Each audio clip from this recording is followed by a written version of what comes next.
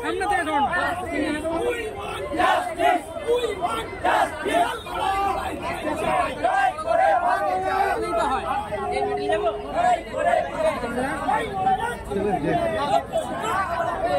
আমাদের প্রতিবাদটা অন্য কারণে আমরা রিপেলেন্ট চাইছি। আমরা পরীক্ষা দিতে কেউ চাইছি না। কালকে শিক্ষামন্ত্রী বলেছে কেউ নাকি পরীক্ষা দিতে রাজি, কিন্তু এরা সম্পূর্ণ মিথ্যা কথা বলছে, কোনো তথ্য নেই। আমরা কেউ পরীক্ষা দিতে চাইছি না, আমরা রিপ্যানেল চাইছি। সরকার উপযুক্ত তথ্য দিয়ে রিপ্যানেলের মাধ্যমে আমাদের আবার ফিরিয়ে আনুক। আমরা সমস্ত যোগ্য শিক্ষিকা পুনরায় যেন স্কুলে বহাল থাকতে পারি, সেটাই আমাদের দাবি। আজকে না হলে আমরা অনশনে বসবো। আমরা আজকে অনশন করব অবশ্যই, যদি সরকার সঠিক পদক্ষেপ না গ্রহণ করে। পিছিয়ে আসুন, পিছিয়ে আসুন।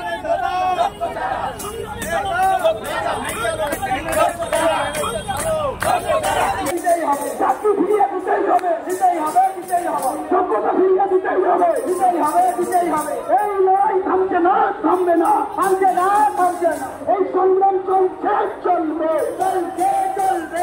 এই প্রতিবাদ চলছে, চলবে, চলছে, চলবে। এই প্রতিবাদ চলছে, চলবে, চলছে, চলবে।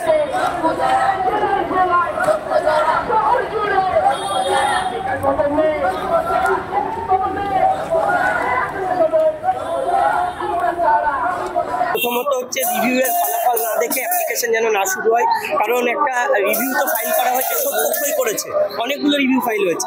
তো সেই জায়গায় দাঁড়িয়ে আমরাও চাই নতুনদের নিয়োগ হোক, এত বছর নিয়োগ হয়নি, বেকারত্বটা ঘুচুক, তাদের যন্ত্রণাটা বুঝুক সরকার। সেই জায়গায় নতুনরা পরীক্ষা দিক অবশ্যই চাইবো, কিন্তু যোগ্যদের জন্য কেন নতুন পরীক্ষা, যেখানে তাদের কোনো দোষ নেই। সেই জন্য আমরা চাইছি এটাকে আপাততভাবে বন্ধ করা হোক এবং রিভিউয়ের কিছু একটা দেখানো হোক, কিউরেটিভ আছে সেগুলো দেখেই তবে অ্যাপ্লিকেশনটা নেওয়া হোক।